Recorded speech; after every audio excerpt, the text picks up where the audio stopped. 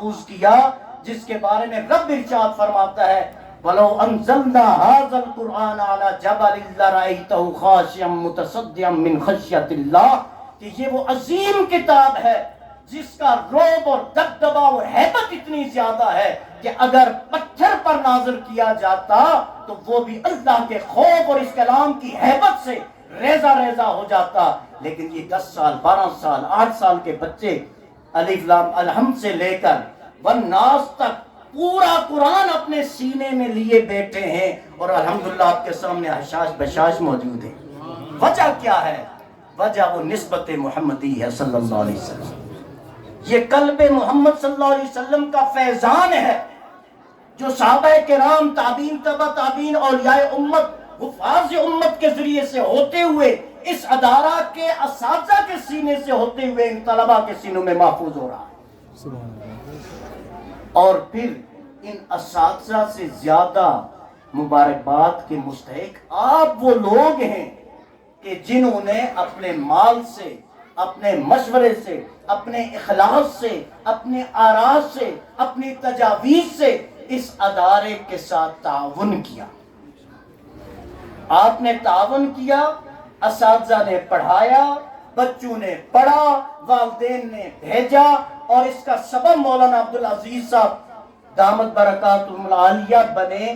تو اب آپ غور فرمائیں ایک بچے کے حفظ میں پوری کمیونٹی انوالو ہوئی، ماں باپ انوالو ہوئے، مخیر حضرات انوالو ہوئے، اساتذہ انوالو ہوئے، محتمم اور اس ادارے کی انتظامیہ انوالو ہوئی. تب جا کے ایک بچہ جو ہے 4 سال یا 3 سال یا 2 سال جو بھی وقت لگا اس میں جا کے وہ کیا ہے کلام اللہ کا حافظ بنا.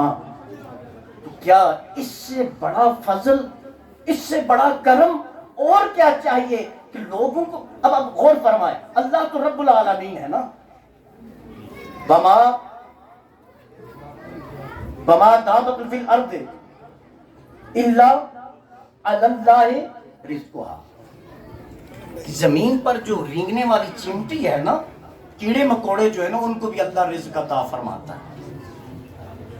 مشرک ہے بندہ تو رب کا ہے، کافر ہے بندہ رب کا ہے، ماننے والا ہے تو بھی رب کا ہی بندہ ہے، نہ ماننے والا ہو تو بھی رب کا بندہ ہے. رب نے رزق عطا فرمانا ہے کیوں؟ اس نے اپنے ذمہ کرم لیا ہوا ہے کہ میں نے رزق عطا فرماؤں گا.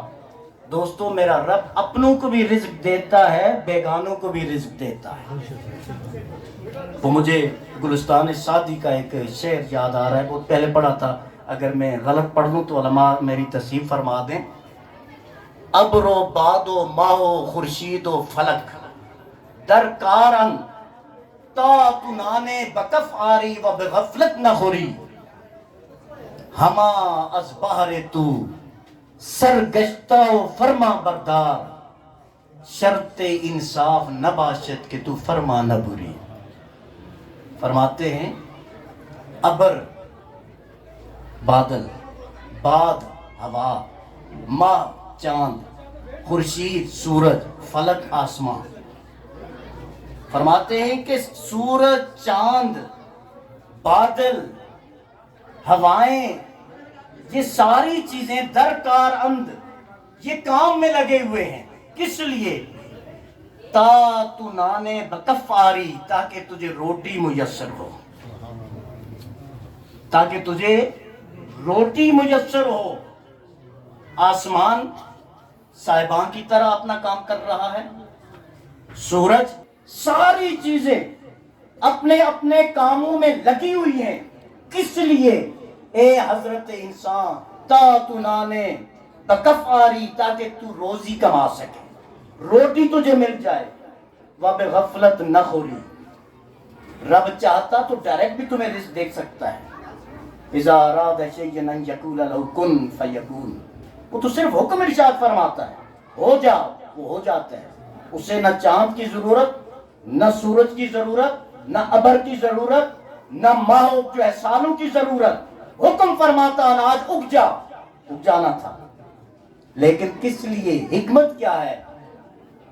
وَبِغَفْلَتْ نَہ خوری، اس کھانے کو غفلت میں نہ کھانا.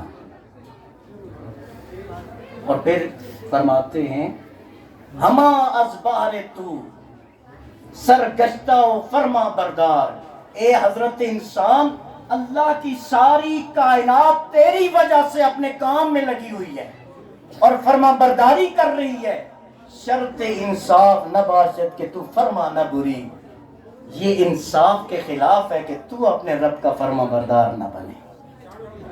اللہ کی ساری کائنات تیری فرما بردار بنا دی رب نے، اے حضرت انسان کیا یہ انصاف ہے کہ تو اپنے رب کا فرما بردار نہ بنے؟ اور قرآن اس کو سورہ النبا میں بیان فرماتا ہے الم نجعل الارض مہادا والجبال اوتادا وخلقناکم ازواجا وجعلنا نومکم سباتا وجعلنا اللیل لباسا وجعلنا النہار معاشا وبنینا فوقکم سبعا شدادا وانزلنا من المعصرات ماء سجاجا لنخرج به حبا ونباتا وجنات الفافا ان یوم الفصل کان میقاتا۔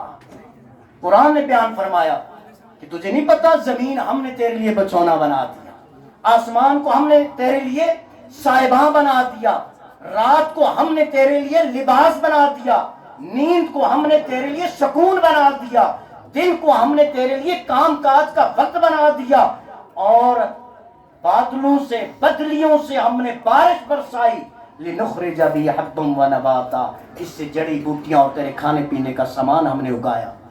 اور آگے ارشاد فرمایا اسی میں منہمک نہ رہنا، اپنے مقصد تخلیق کو نہ بھول جانا، یاد رکھنا ان یوم الفصل کان میقاتا، حساب اور فیصلے کے دن کا بھی ایک وقت مقرر ہے۔ اس دن کیا ہوگا؟ سیرت الجبال،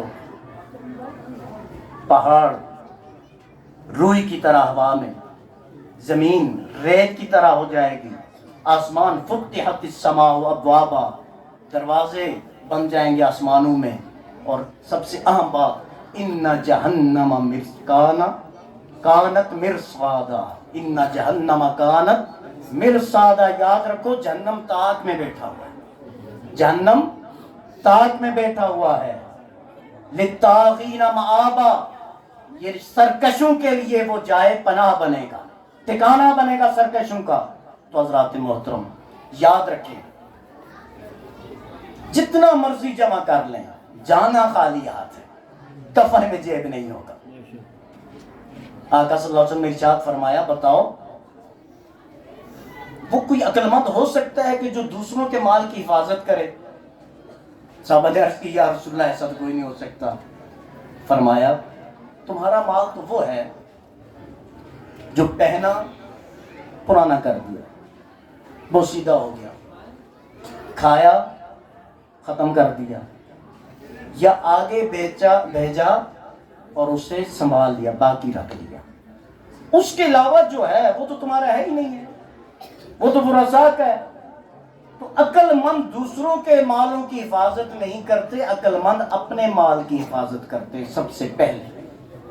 اور یہاں ایک اور حدیث بھی سنا دوں، آقا صلی اللہ علیہ وسلم نے ارشاد فرمایا الکیس من دان نفسہ وعمل لما بعد الموت والعاجز من اتبع نفسہ ہواها وتمنى اتبع نفسہ ہواها، جو اپنے نفس کی خواہشات کی تکمیل میں لگا رہے، وتمنى علی اللہ، اور امید اللہ سے لگائے بیٹھے، اس سے بڑا ناکام کوئی اور نہیں ہو سکتا۔ تو اس لیے فرمایا وَالنُّسُكِ کی قربانی کا مقصد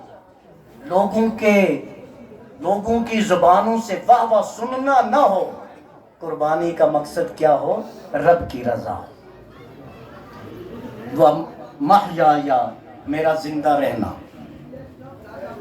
زندگی کا مقصد، وَمَا خَلَقْتُ الْجِنَّ وَالْإِنسَ، باقی ساری کائنات کو حضرت انسان کی خدمت کے لیے پیدا کیا ہے، حضرت انسان کو صرف اپنی عبادت کے لیے پیدا فرمایا ہے۔ تو اللہ کی ساری کائنات انسان کی خدمت پر معمور ہے۔ لَلشَّمْسُ يَنبَغِي لَهَا أَن تُدْرِكَ الْقَمَرَ وَلَلَّيْلُ سَابِقُ النَّهَارِ وَكُلٌّ فِي فَلَكٍ يَسْبَحُونَ، ہر ایک اپنے اپنے مدار میں جو ہے اللہ کے حکم کے مطابق عمل کر رہا ہے۔ شرط انصاف نہ باشد کہ تو فرما نہ بری، اے انسان پھر تو یہ انصاف نہ ہوا نا کہ تو اللہ کا فرما بردار نہ بنے. ہمارا المیہ یہ ہے کہ ہم حقیقت کو چھوڑ دیتے ہیں اور مفروضے کے پیچھے دوڑ جاتے ہیں. حقیقت یہ ہے من کان للہ کان اللہ لہو، جو اللہ کا بن جاتا ہے پھر رب اس کا ہو جاتا ہے، پھر رب اس کا ہو جاتا ہے. تو آپ اللہ کا بن کے تو دیکھیں. میں یہاں ایک بات آپ کی خدمت میں عرض کروں. حضرت میاں محمد شفیع جہادوی رحمۃ اللہ تعالی علیہ، انہوں نے کتنے کروڑ روپے یہاں گوجرا میں اور اس علاقے میں آپ پہ یا دوسروں پہ خرچ کیے ہیں؟ کوئی بندہ کہے گا؟ پھر کیوں محبت کرتے ہیں آپ ان سے؟ وجہ کیا ہے؟ کبھی غور فرمایا آپ نے وجہ کیا ہے؟ میرا خیال ہے کشمیر کی تاریخ کا سب سے بڑا جنازہ تھا. پیسے دے کے صاحبزادگان نے شرکائے جنازہ کو بلایا تھا؟ نہیں، خود آئے تھے. وجہ کیا تھی؟ من کان للہ، وہ اللہ کے بن گئے تھے. کان اللہ لہو، اللہ ان کا ہو گیا. پھر جن کا اللہ ہو جاتا ہے پھر کائنات انہی کی ہو جاتی ہے. یہی درس دینا چاہتا ہوں کہ اپنے آپ کو اللہ کا بنا لو. جب اللہ کا بندہ بن جاتا ہے پھر میرا رب جبریل امین سے فرماتا ہے جا تو بھی محبت کر اور دنیا والوں کے دلوں میں بھی اس شخص کی محبت ڈال دے. دنیا میں بھی رب عزت دیتا ہے اور آخرت میں بھی اللہ مقام عطا فرماتا ہے. تو میں عرض کر رہا تھا کہ جو بھی آپ خرچ کریں وہ 1 روپیہ کریں، 1 لاکھ کریں، 1 کروڑ کریں، دوستو اخلاص نیت سے کریں. مولانا عبدالعزیز صاحب آپ کو کوئی بدلہ نہیں دے سکتے، اس ادارے کی انتظامیہ آپ کو کوئی بدلہ نہیں دے سکتی. ہاں، من یقرض اللہ قرضا حسنا، جو اللہ کو قرض دیتا ہے پھر اللہ اسے کئی گنا اضافہ دنیا میں بھی عطا فرماتا ہے اور آخرت میں بھی عطا فرماتا ہے. اس لیے فرمایا قربانی اگر کرنی ہے للہ رب العالمین، اللہ کی رضا کے لیے کریں، جو رب العالمین ہے، جو دنیا میں بھی عطا فرمائے گا اور جو آخرت میں بھی عطا فرمائے گا. ہمارے یہاں ایک اور بات بھی عرض کر دوں. بعض کا کوئی دوست جو ہے وہ فنڈ دیتے ہیں ادارے کو، عطیات دیتے ہیں وغیرہ وغیرہ، تو ادارے کی طرف سے نام لیا جاتا ہے. وہ اس کی شہرت یا تشہیر کے لیے نہیں ہوتا، وہ ترغیب کے لیے ہوتا ہے. وہ کس لیے ہوتا ہے؟ ترغیب کے لیے، کہ دوسروں کی بھی توجہ اس طرف آئے اور وہ بھی اس نئے کام میں حصہ بنے. اور الدال علی الخیر کفاعلہ، نیکی کی طرف رہنمائی کرنے والا بھی نیکی کرنے والے کی طرح اجر کا مستحق ہوتا ہے. میں نے جو وقت جو مجھے دیا تھا اپنے اختتام پہ میں مختصر کر رہا ہوں.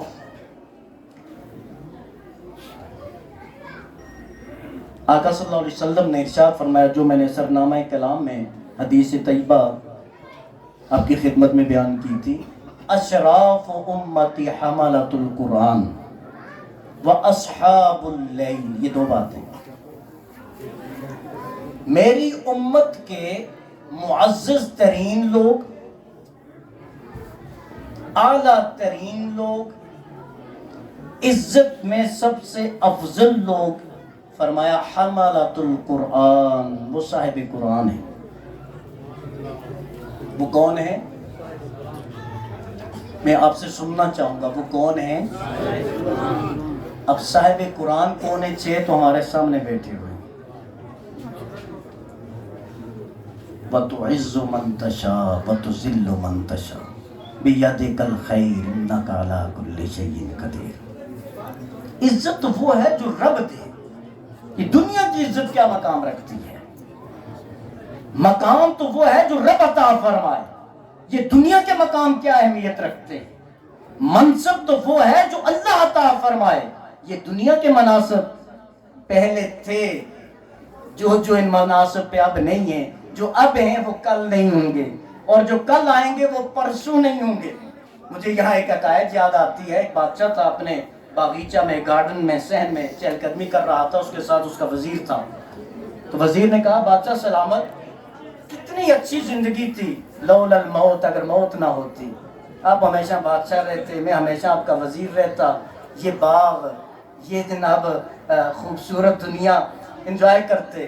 تو بادشاہ کہنے لگا نالائق انسان، یہ موت ہی تو ہے جس نے مجھے بادشاہ بنایا ہے، یہ موت ہی تو ہے جس نے مجھے بادشاہ بنایا۔ موت نہ ہوتی تو پہلا وڈیرا جو پہلے بادشاہ بن جاتا آج تک وہی بادشاہ ہوتا، اور ہم تو کہیں رل رہے ہوتے۔ یہ موت ہے جو بادشاہ بناتی ہے۔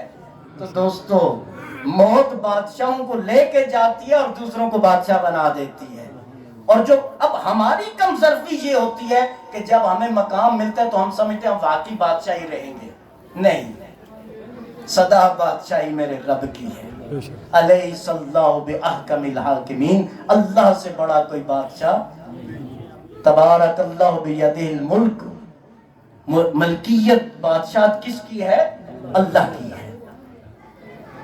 تو یہ موت جو ہے بادشاہوں کو ہٹا کے دوسروں کو بادشاہ، اور یہ تو آپ دیکھتے ہیں کل کے بادشاہ آج کے مجرم ہیں، اور آج کے مجرم کل کے بادشاہ ہوں گے۔ پھر یہ سلسلہ تلک الایام نداولها بین الناس، یہ گھومتا رہے گا۔ اللہ فرماتا ہے لوگوں میں دنوں کو ہم گھماتے رہتے ہیں، یہ ہوتا رہے گا۔